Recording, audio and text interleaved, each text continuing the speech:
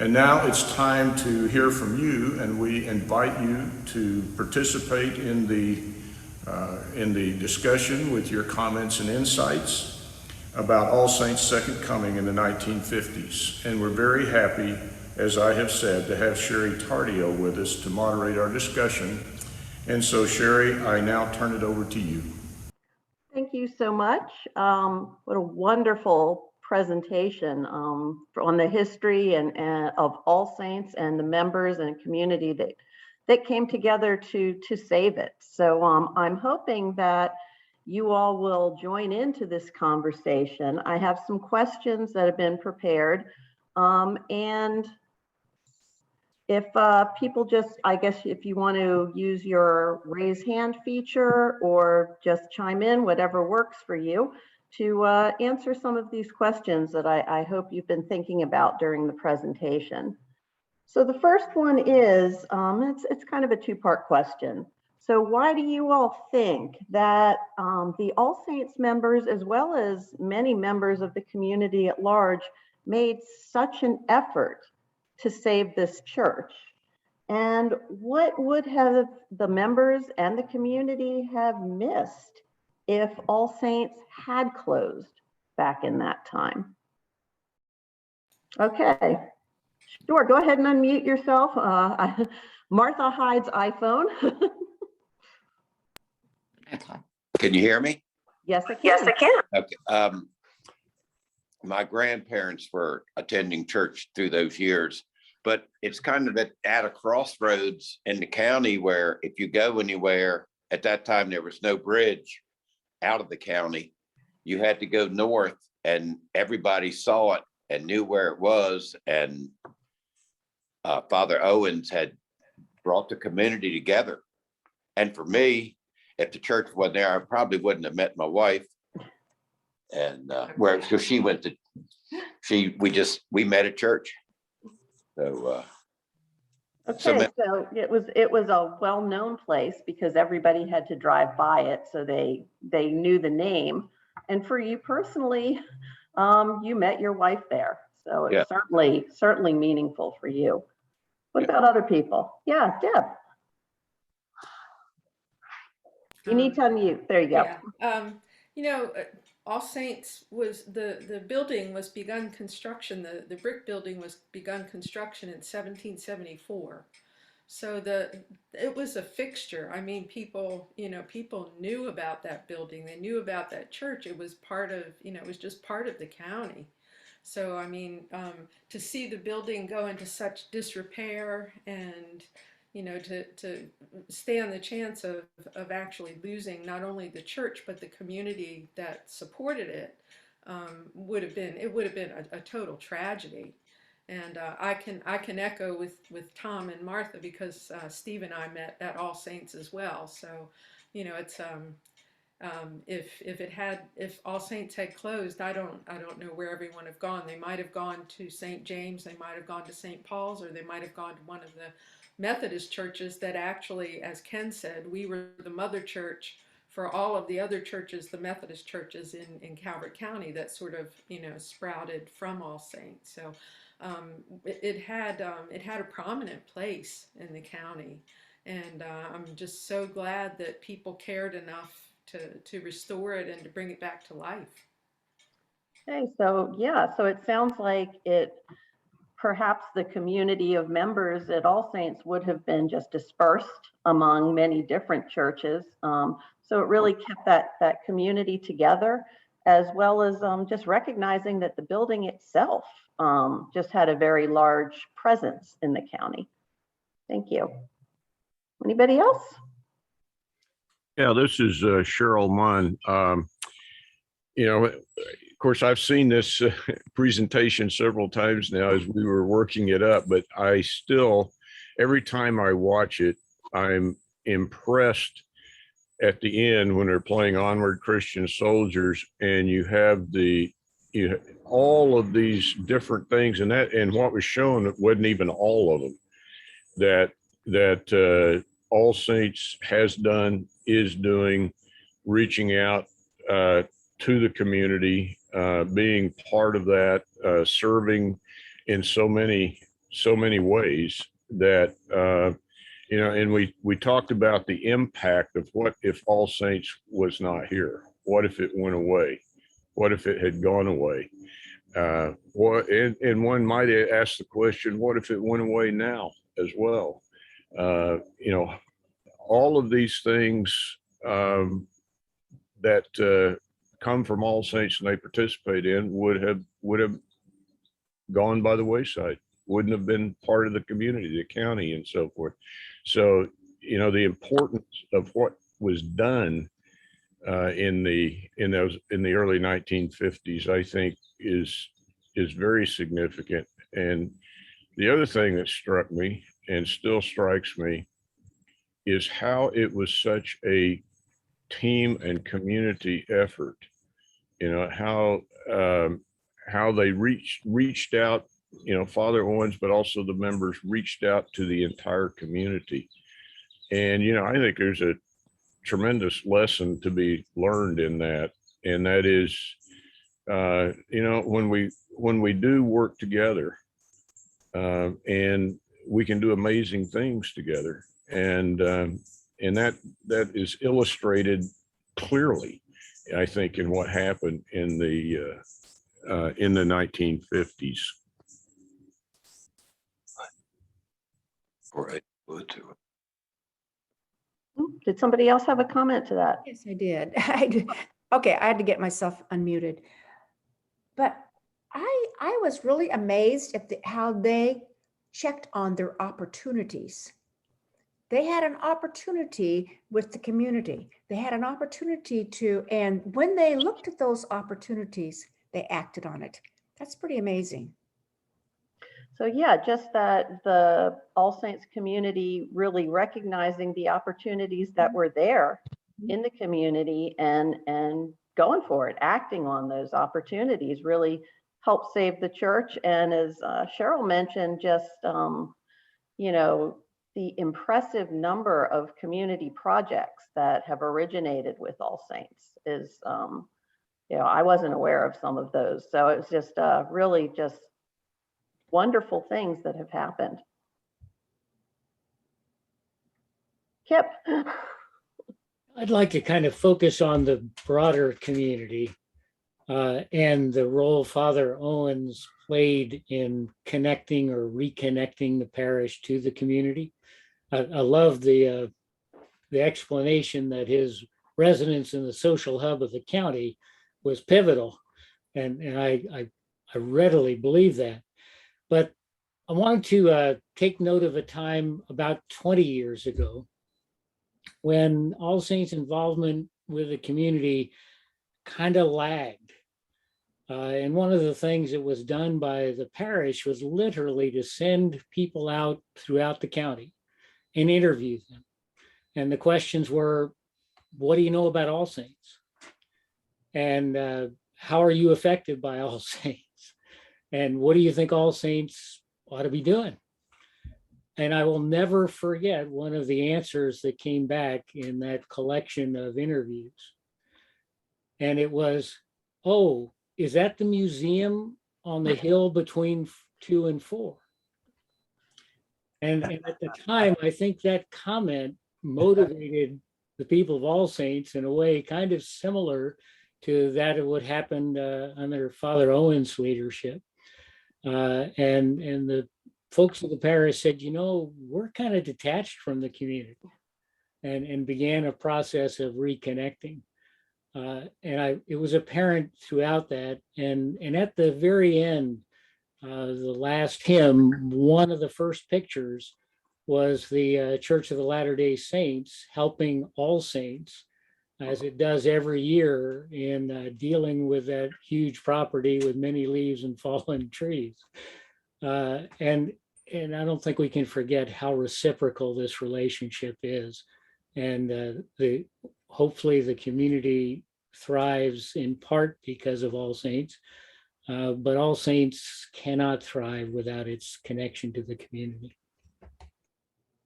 Thank you, Kip. So yeah, the importance of that reciprocal relationship with the community, that All Saints can't survive, can't thrive in isolation, that there really needs to be a lot of reaching out to the community to help the church to thrive and to continue to grow. And any other thoughts?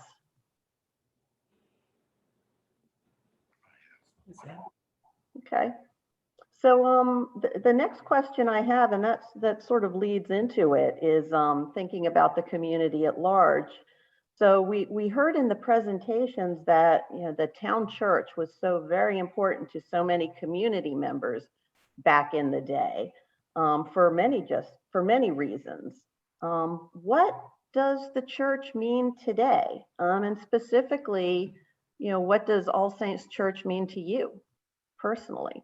So what does the church mean today, and what does it mean to you?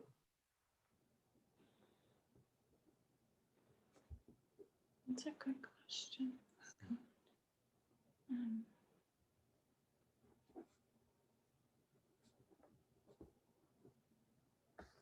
This is Cheryl again. That's a real question to ponder. And you know, it definitely has a significant meaning for me in terms of you know, my faith and being able to express that faith in worship and communion with, you know, my fellow Christians, but it also has a lot of meaning in the sense that it has helped us to connect. You know, we're in terms of All Saints, we're relatively newcomers because we didn't move here until 2005, and but it's really become kind of a center socially for us, and, you know, developing friendships and you know, just and becoming part of that community, which has been really meaningful for us and remains so. And I really you know,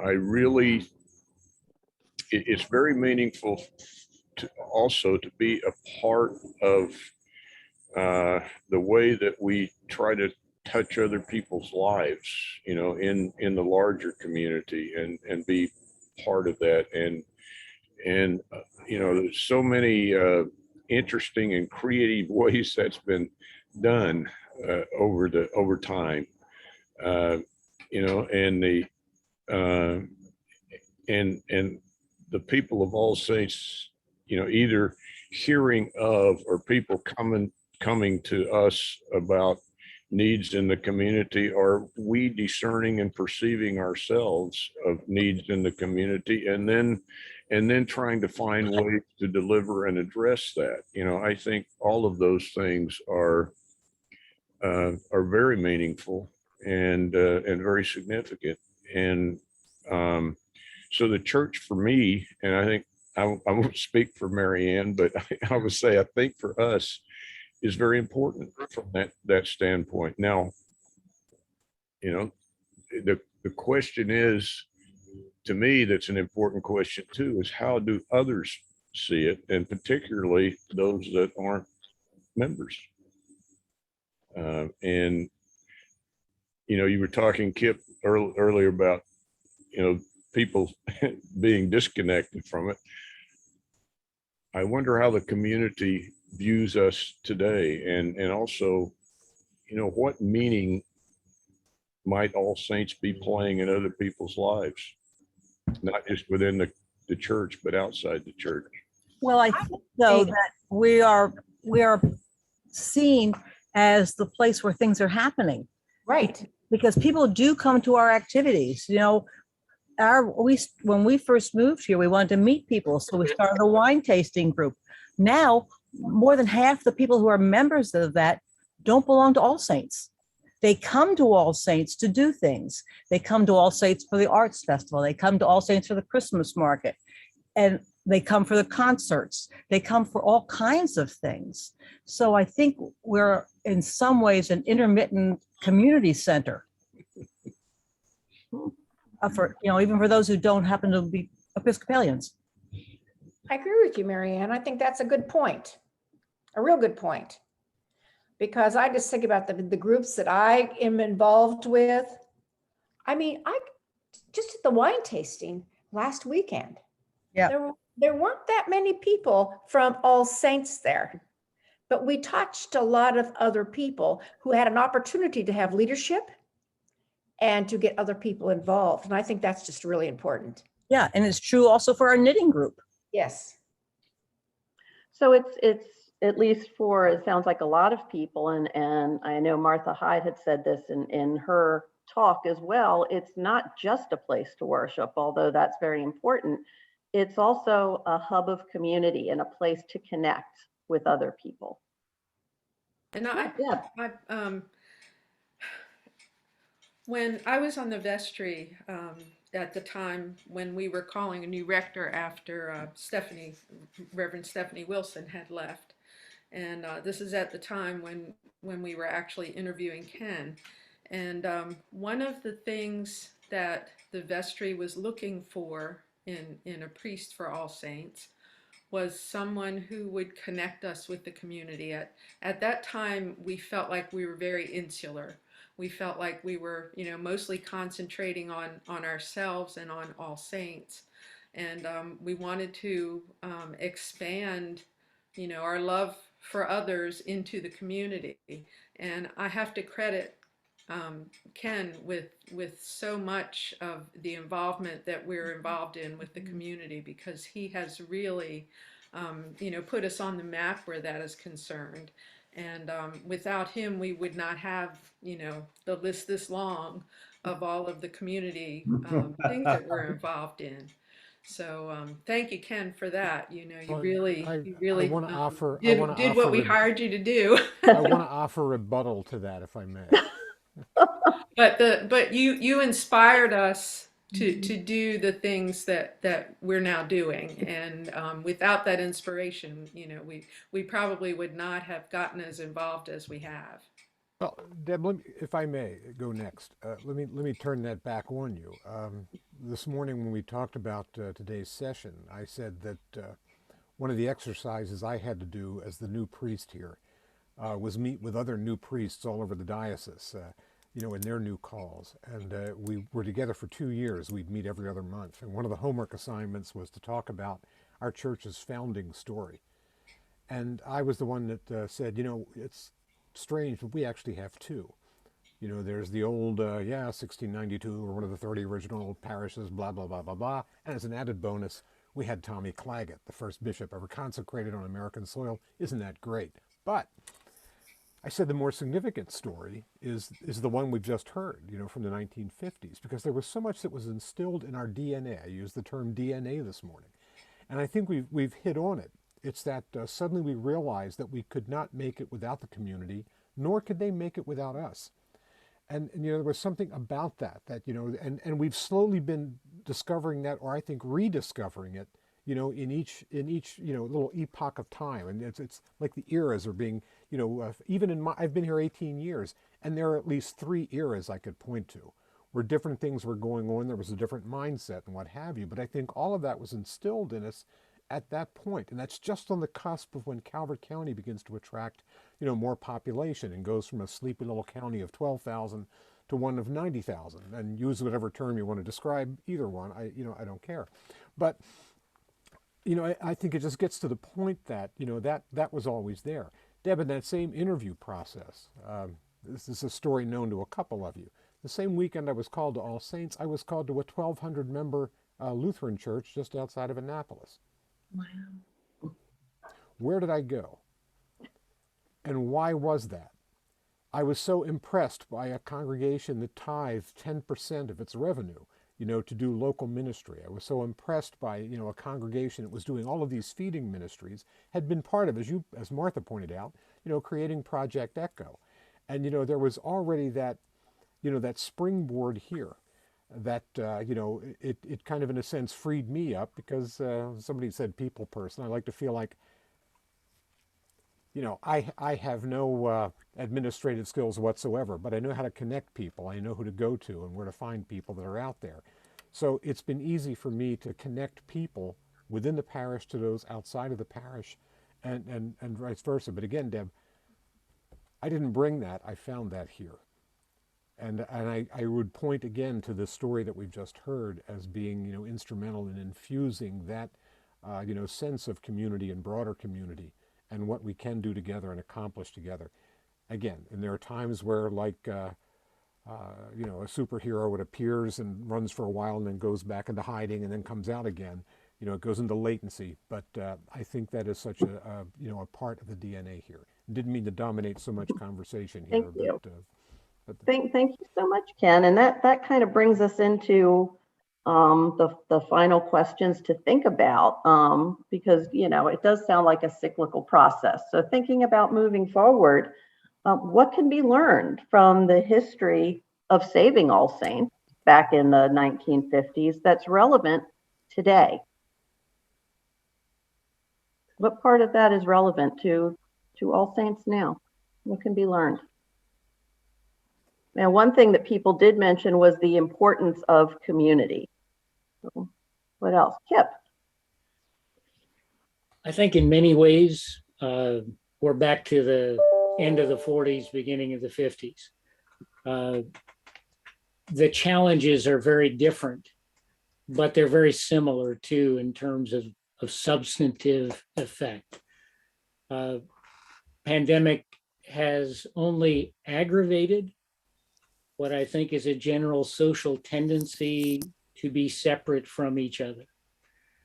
If you think of, again, the story of Father Owens going around the county, talking to people, chatting everybody up. We have a lot of events in the county, but we don't have so many things that are meaningful interpersonal exchanges in the county, like the boarding house, like the lunchroom, that sort of thing. And so I think the challenges are very great in how do we help to provide that humanity, and how do we help press past this, what for them was a falling down church, but for us maybe kind of a falling down society. I wanted to mention one other aspect. We were talking about interconnectivity sort of laterally within the community and to the community. I think there's a cross the generations timeline interconnectivity, which is so important to All Saints in Calvert County.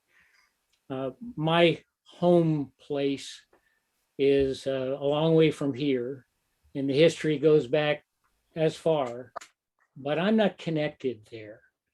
The preservation, my church, family church is there, but the preservation that folks like Tom and Martha's family, and other people who have been here so long, that's really important, because that provides the home place that reaches back generationally, that provides connectivity, not just people to people within the community now, but people now to people who came before, and people who are going to be coming. The Watsons, I should add, are a critical part of that generation to generation to generation connectivity. And I think that's something All Saints and few other organizations within the county can actually do. Provide the real life touch and feel back to where we came from, to where we're going, and not just for people here, but for people who came here from other places, and for people who are here now who will go to other places. So for you, really, the importance of that interpersonal connection, how do we reestablish that, especially in this time with the pandemic and everything else, as well as the importance of that intergenerational connection, connecting one generation to the next. Thank you. Yeah, Lynn. Sherry, I'd like to make a couple comments. First of all, I feel like I'm a privileged outsider not being a member of All Saints, but having observed and participated in a number of All Saints functions. All Saints is still reaching out to the outside community. Kip invited me to join, thinking that I would find it interesting, your discussion interesting, and he was right as usual. And Cheryl, in making references to people outside the community, was absolutely right. I think that All Saints does participate. And Ken, as far as I'm concerned, you're the leader, not of my church because I don't belong to your church, but you are a leader of the values community that I'm trying to be active in. And I think that the various activities that you all do are going to keep you relevant to the Calvert County community because we so desperately need you to keep, and here I'm referring to you as the whole church, to keep doing the things that you're doing. Because as Kip pointed out, we don't know what's going to happen after this pandemic ends, and God willing, it will end. But we do need the values that All Saints is promoting in Calvert County and beyond Calvert County to enrich the values of our society and to keep us respectful of each other and productive in the community. So my voice here is a hearty thank you to all of you for doing what you're doing. Great, thank you, Lynn. So the continued relevance of All Saints and the values that come out of the church, even for people that are not members of the church. Yeah, go ahead. I just come back with some thoughts there. Going back to your question about lessons learned, is there some things that we can learn from what happened and that pertains to our situation now? And Kip did touch on something I think is very important, and that is it's one thing to do programs, and don't get me wrong, I think they're very important, the programs that really reach out to help people, but it's another thing to make the personal connections with people that so that and to try to overcome some of those barriers that we're talking about, that we're seeing in society, and for us in every way that we know how to try to be instruments of peace, instruments of reaching over the divides, connecting with people, respecting one another, and attempting to just reconnect as human beings, and not as and not be given some title of separation, and I think that that's important to find ways of doing that. And Father Owens was a good example. Of course, it was a different day in that day, totally different day. But every place he went, he connected personally with people. And that's, being somewhat of an introvert, believe it or not, that's a little bit difficult for me to do sometimes. but I think that's crucially important. And so I think that's part of becoming instruments of Christ's peace to the world. The other thing too is that Father Owens did, and not just him, but the others in that day, when there was a need, and there was a big need then, it happened to be restoring the church. He was fearless about speaking up and addressing that need and asking for assistance and bringing people together to address the need. And I think that's another thing, another lesson to be learned there is